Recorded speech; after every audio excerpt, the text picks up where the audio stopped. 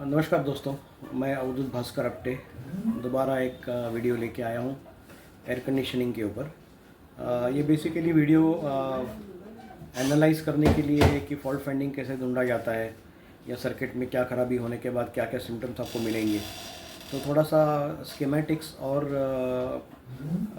Explain करके मैं आपको बताऊंगा कि एनालिसिस कैसे और कैसे करते हैं।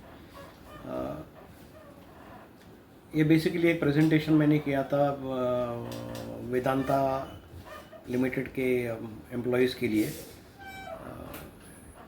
जो मैं मतलब यहाँ पे थोड़ा सा रिप्रोड्यूस कर रहा हूँ ब्रेकअप और एक्सप्लेनेशन देते हुए कि हर एक कंपोनेंट का क्या फंक्शन है, उसको कैसे चेक कर सकते हैं, नॉर्मल पैरामीटर्स कैसे होते हैं, अगर सिस्टम अच्छा है तो क्या पैरामीटर आपको मिलेंगे। जैसे हम लोग आदमी का ब्लड प्रेशर चेक करते हैं, जैसे 80/120 होना चाहिए, तो वी प्रिज्यूम कि सब कुछ नॉर्मल है। वैसे ही कार एसी में भी या ट्रक एसी में भी अगर ये पैरामीटर्स थोड़े उल्टे सुलटे हो गए तो उसके ऊपर हम एसी सिस्टम का हेल्थ ढूंढ सकते हैं कि कहाँ पे क्या फॉल्ट आ सकता है। तो चलो, अगर इस वीडियो को पसंद आया हो तो कृपया इसे लाइक कीजिए, शेयर कीजिए, सब्सक्राइब कीजिए। और अगर आपके कुछ क्वेश्चंस हैं तो ज़रूर कमेंट्स में डालिए, जिसका मैं एक्सप्लेनेशन देने की पूरी कोशिश करूँगा। धन्यवाद। अभी चलते हैं ग्राफिक्स के ऊपर, और ग्राफिक्स के माध्यम से हम पॉइंट वाइज एक्सप्लेन करेंगे कि क्या कैसे होना चाहिए, कैसे होता है, क्या स्टैंडर्ड पैरामीटर्स है, वगैरह वगैरह वगैरह। चलते हैं ग्राफिक्स की तरफ। अब अभी जैसे मैंने बताया, एक बेसिक एयर कंडीशनिंग सर्किट है जिसमें 4 मेजर कंपोनेंट्स हैं, जिसमें पहला है कंप्रेसर। फिर कंप्रेसर से जो होस पाइप कनेक्ट होती है वो होती है कंडेंसर। कंडेंसर से लिक्विड होने के बाद वो चली जाती है रिसीवर ड्रायर की तरफ। रिसीवर ड्रायर से आता है एक्सपेंशन वॉल की तरफ, एक्सपेंशन वॉल से आता है इवेपोरेटर की तरफ, और इवेपोरेटर से वो वापस वही गैस को खींचा जाता है कंप्रेसर में। जैसे आपको डिफ़ाइन किया गया, जो जितनी भी लाल लाइनें हैं, जैसे कंप्रेसर टू कंडेंसर, ये डिस्चार्ज लाइन है। कंडेंसर टू रिसीवर ड्रायर, ये भी डिस्चार्ज लाइन है। ये यहाँ पे फिल्ट्रेशन का काम होता है, जैसे मैंने आपको रिसीवर ड्रायर के अंदर बताया था कट करके कि फ़िल्टर कैसे होता है। फिर वहाँ से जाता है ये एक्सपेंशन वॉल की तरफ। अभी यहाँ से ये पूरी लाइन जो रेड दिख रही है, वहाँ तक गैस का टेम्परेचर तकरीबन 60 डिग्री रहता है, और इसके आगे गैसेस एक्सपांड होने के बाद ये टेम्परेचर ड्रॉप हो जाता है वॉल्यूमेट्रिक एक्सपांशन की वजह से। ये टेम्परेचर ड्रॉप होता है तकरीबन 60 डिग्री सेंटीग्रेड, और प्रेशर भी ड्रॉप हो जाता है 40 psi तक। अभी ये 40 psi प्रेशर वाला जो गैस है, ये रिटर्न हो जाता है ब्लू लाइन की तरफ से बैक टू द कंप्रेसर। जैसे बेसिक कंपोनेंट्स है इसमें compressor, condenser, evaporator, hoses, receiver dryer, expansion valve, wiring harness, thermostat, switch वगैरह वगैरह। ये बेसिकली वायरिंग हार्नेस रहता है कंप्रेसर को सप्लाई देने के लिए। कंप्रेसर को जब सप्लाई आता है तो उसको पैरेलल सप्लाई आता है कंडेंसर फैन को भी। प्रोटेक्शन सर्किट में आते हैं LP HP स्विच, जो HP स्विच बिठाया जाता है रिसीवर ड्रायर के ऊपर, LP स्विच बिठाया जाता है इवेपोरेटर के ऊपर। तो LP स्विच का फंक्शन ये है कि अगर 40 psi से नीचे गैस चला गया, या मान के चलिए 0 पे चला गया, तो ये LP स्विच कट ऑफ कर देगा कंप्रेसर का सप्लाई। HP स्विच का फंक्शन ये है कि अगर मान के चलिए आपका कंडेंसर के ऊपर जो इलेक्ट्रिकल फ़ैन है वो किसी वजह से डेड हो गया, या किसी वजह से सर्किट में 350 या 400 psi से ज़्यादा प्रेशर जनरेट हो गया, तो ये HP स्विच कंप्रेसर का सप्लाई तोड़ देगा, ताकि कंप्रेसर और होस पाइप आपके बचे रहे। अभी जैसे रूटीन मेंटेनेंस क्या क्या करना है, अभी बेसिकली आपको कंडेंसर का क्लीनिंग करना ज़रूरी है। पहले हवा से कीजिए, बाद में पानी से कीजिए। ये बेसिकली कंडेंसर के ऊपर जो मट्टी जमती है, या मट्टी अगर जम गई तो उसका हीट डिसिपेशन नहीं होता है। तो हीट डिसिपेशन ना होने की वजह से आपको जो डिज़ायर्ड कूलिंग इफेक्ट जो चाहिए, जैसे कंडेंसर अगर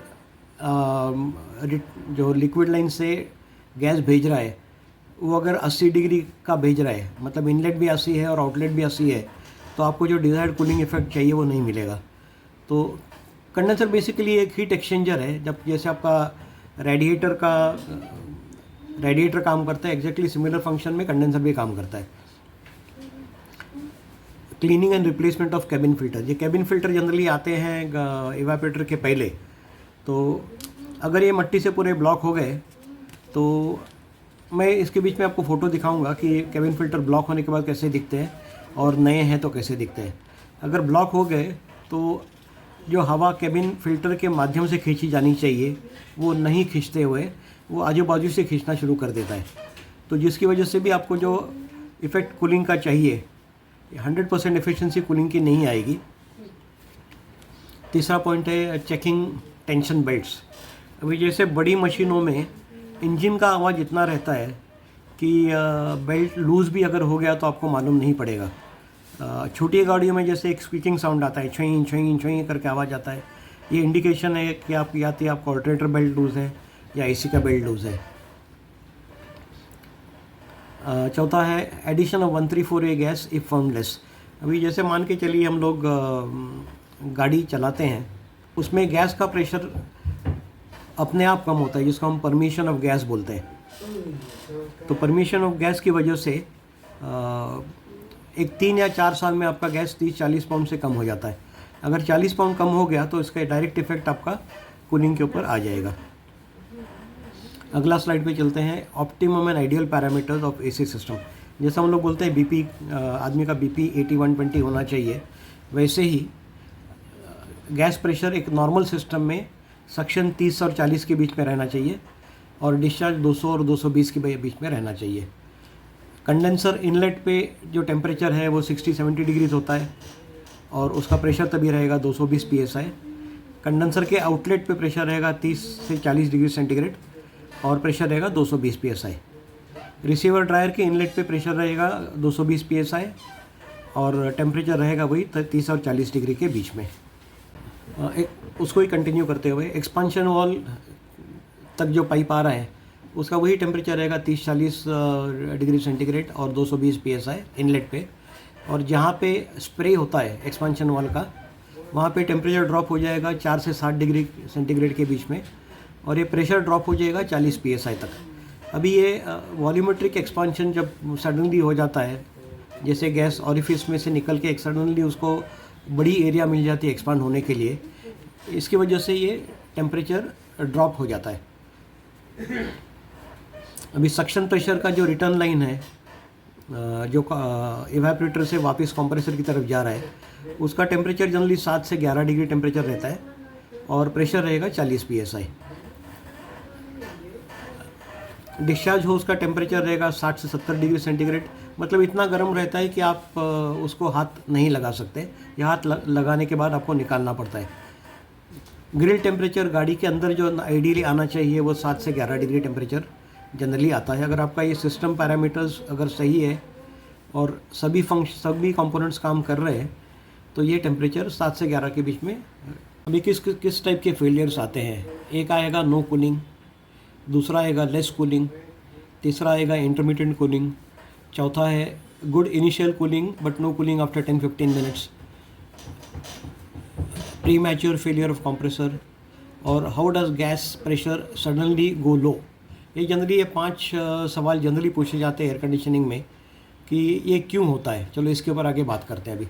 अभी नो कूलिंग हो सकता है, इसकी वजह यह है, एक तो आपका कोई भी होस पंक्चर है, दूसरी वजह है no gas no supply to compressor, जैसे आपका एसी का फ्यूज़ उड़ गया है या किसी वजह से क्लच जलने की वजह से फ्यूज़ उड़ जाता है या मिसिंग बेल्ट। चौथा वजह है कंडेंसर फैन अगर किसी वजह से डेड हो चुका है या नहीं चल रहा है तो भी उसका डायरेक्ट इफेक्ट कूलिंग के ऊपर आता है। चौथा है बर्न कॉइल या क्लच, अगर कॉइल आपका जल चुका है तो वो मैग्नेटाइज नहीं करेगा तो कूलिंग भी नहीं आएगा। उसी को कंटिन्यू करते हुए लेस गैस, जैसे हम लोग बोलते हैं रबर ट्यूब्स में से गैस परमेट होता है। जैसे हम लोग गाड़ी के टायर में हवा डालते हैं, अगर पंक्चर नहीं रहा तो उसके बावजूद भी हवा थोड़ी कम 3 या 4 महीने में हवा कम होती है, इसको हम एडिशन करते हैं। जिसको बोलते हैं permission of gas through rubber. Similar function air conditioning में भी होता है। अगर गाड़ी आपकी नई है तो तकरीबन 4-5 साल ये परमिशन लेवल काफ़ी कम रहता है, और जैसे ही गाड़ी पुरानी हो जाती है ये परमिशन लेवल्स बढ़ते रहते हैं। तो जिसकी वजह से पहले 3-4 साल कोई एडिशन किए बगैर भी आपका एसी सिस्टम सही चलता है, और जैसे जैसे गाड़ी पुरानी हो जाए ये आपको 20%, 20%, 30% गैस एडिशन, जिसको हम टॉपअप बोलते हैं, वो करना ज़रूरी है।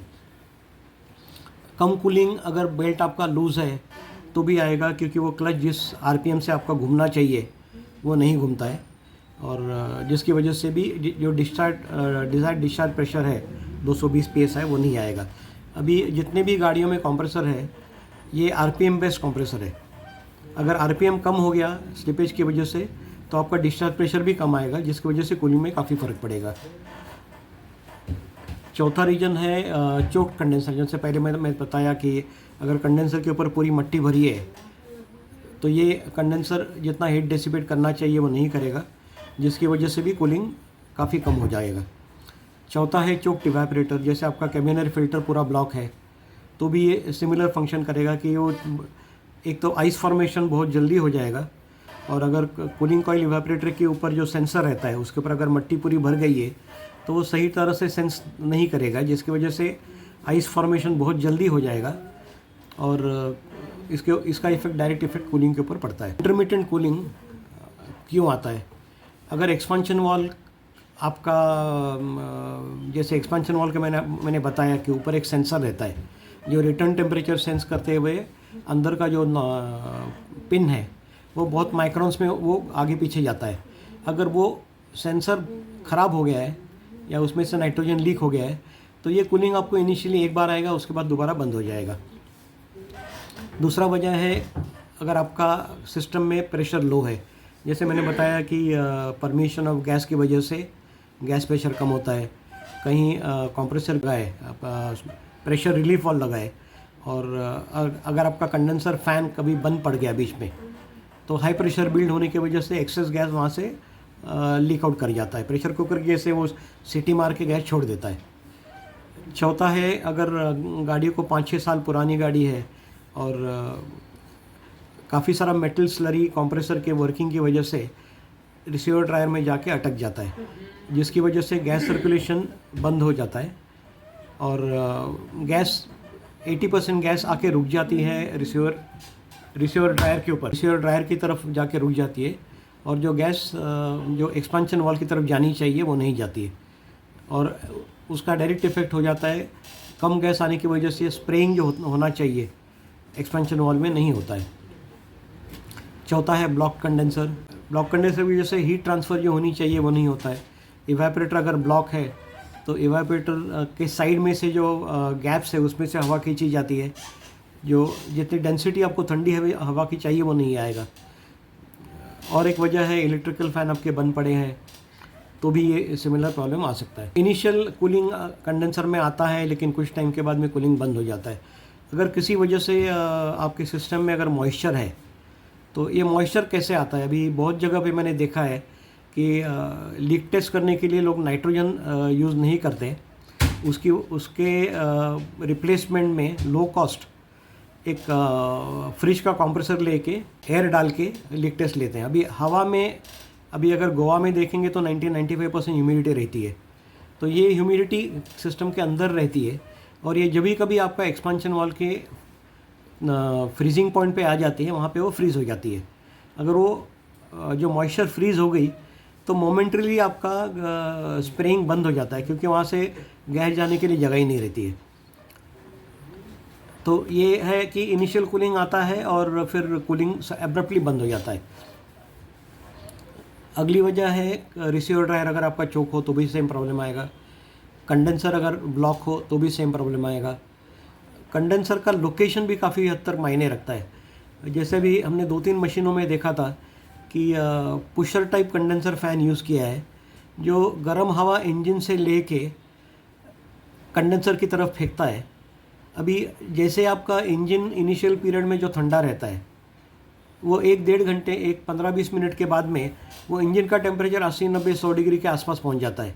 अगर ये 90 डिग्री की गर्म हवा ये अगर कंडेंसर फ़ैन खींच के अपने कंडेंसर के ऊपर फेंकेगा तो कंडेंसेशन जो होना चाहिए वो बिल्कुल नहीं होगा, जिसकी वजह से आपको इनिशियली जब तक इंजन ठंडा है तब तक कूलिंग आएगा, इंजन गर्म होने के बाद कूलिंग गायब हो जाएगा। अभी कंप्रेसर क्यों फेल होते हैं?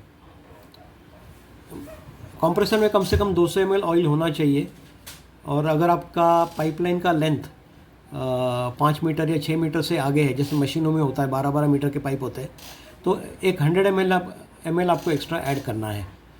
दूसरा वजह है कंप्रेसर का फेलियर का है कि कॉन्टिमिनेटेड और 134A ऑयल जो हाइड्रोक्लोरिक ऑयल रहती है उसकी जगह में लोग नॉर्मल ऑयल डालते हैं, जो गैस के साथ मिक्स ना होते हुए ये एक्चुअली कंप्रेसर में जो ऑयल डालते हैं वो पूरी सिस्टम में घूमती है।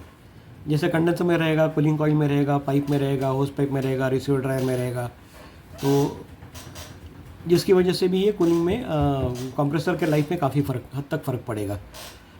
एराइटिक प्रेशर या सिस्टम गोइंग ऑन वैक्यूम, जैसे हम लोग बोलते हैं कि ड्रायर अगर आपका ब्लॉक हो गया तो ड्रायर तक 220, 230 या 350 PSI प्रेशर जनरेट होता है और उसके आगे जो गैस जाना चाहिए वो नहीं जाता है, जिसकी वजह से इस सक्शन लाइन जो 40 PSI में नॉर्मली चलनी चाहिए वो 0 PSI में चल जाती है। अगर 0 PSI का मतलब है कंप्रेसर ड्राई चल रहा है। अगर कंप्रेसर कंटिन्यूसली ड्राई चलेगा और किसी वजह से आपका कंप्रेसर के एवापोरेटर के ऊपर जो प्रेशर स्विच लगा है, LP स्विच, वो किसी वजह से बाईपास किया है तो भी ये कंप्रेसर आपका सीज हो जाएगा। अभी जैसे पिस्टन आपके ज़्यादा मतलब piston because of lubrication overheat हो जाते हैं या इसका डायरेक्ट इफेक्ट आ जाता है बेल्ट के ऊपर, कॉइल गर्म हो जाता है और कॉइल जल जाता है। हेड प्रेशर अगर 350-400 PSI के आगे चला गया तो भी सेम इफेक्ट हो जाता है आपका कंप्रेसर के ऊपर, बिकॉज वो कंप्रेसर के पिस्टन और क्लच असेंबली वो लोड नहीं ले पाते।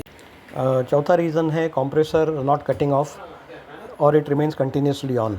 अभी जैसे सिस्टम में अगर जो LP स्विचेस है, HP स्विच है, थर्मोस्टेट है, उसको अगर किसी वजह से बाईपास कर दिया है फेलियर की वजह से और दोबारा रिप्लेसमेंट नहीं किया है तो भी कंप्रेसर कंटिन्यूस चलेगा और हेड प्रेशर या लो प्रेशर होने के बावजूद जो कंप्रेसर ऑफ होना चाहिए वो नहीं होगा, जिसकी वजह से भी कंप्रेसर का लाइफ काफ़ी हद तक कम हो जाएगा।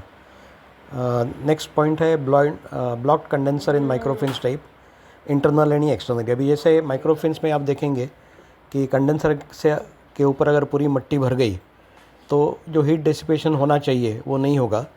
तो जैसे जैसे बाहर का टेम्परेचर आपका बढ़ते जाएगा, जैसे 40-45 डिग्री का टेम्परेचर हो गया तो उसके हिसाब से भी हेड प्रेशर बढ़ जाएगा 350-400 के आगे, और वो 450 के आगे चला गया तभी वो हाई प्रेशर स्विच है वो कंप्रेसर का सप्लाई कट ऑफ कर देना चाहिए। अगर ये बाईपास किया है तो भी ये कंप्रेसर का लाइफ उसकी वजह से कम हो जाएगा। अभी इंटरनल ब्लॉक हम लोग जो बोलते हैं, जैसे एक माइक्रोफिन्स कंडेंसर में एक ट्यूब के अंदर तकरीबन 7 या 8 छोटी छोटी ट्यूब्स रहती है और ये पूरे पैरेलल फ्लो में चलती है। अगर इसमें रबर के पीसेस, कॉन्टेमिनेटेड ऑयल या मेटल पार्ट्स, जो मेटल स्लरी जिसको हम बोलते हैं, जो कंप्रेसर के पिस्टन से जनरेट होती है, वो अगर जाके भर गई तो भी जितना क्वांटिटी हीट डिसिपेशन होना चाहिए वो नहीं होगा। इसको हम बोलते हैं इंटरनल कंडेंसर इंटरनली ब्लॉक हो गया है। इसका ये चेक कैसे करना है कि इस कंप्रेसर ऑन होने के बाद कंडेंसर को अगर आप हाथ लगाएंगे तो आपको पैचेस में कंडेंसर गर्म मिलेगा, कि इनलेट पॉइंट पे तो बहुत ज़्यादा गर्म मिलेगा, फिर उसके बाद सडनली द टेम्परेचर लगभग रूम टेम्परेचर पे आ जाएगा। इसका मतलब गैस वहीं तक जा रही है, गैस उसके आगे नहीं जा रही है। अगला है blocked receiver dryer. Blocked receiver dryer में भी लगभग सेम फंक्शन होगा कि गैस रिसीवर ड्रायर तक ही आके रुकेगी, उसके आगे नहीं जाएगी, तो जिसकी वजह से हेड प्रेशर 300-350 प्रेशर तक बढ़ेगा, कंडेंसर आपका ज़रूरत से ज़्यादा गर्म होगा और जिसकी वजह से भी कंप्रेसर ओवरलोड होके सीज हो सकता है। Rubber carbon release from hydraulic hoses. अभी बहुत जगह पे हमने देखा है कि अर्जेंसी की वजह से जब भी कभी एयर कंडीशनिंग होज फेल होता है उसको वो किसी होज मैन्युफैक्चरर को बनाने के लिए देते हैं।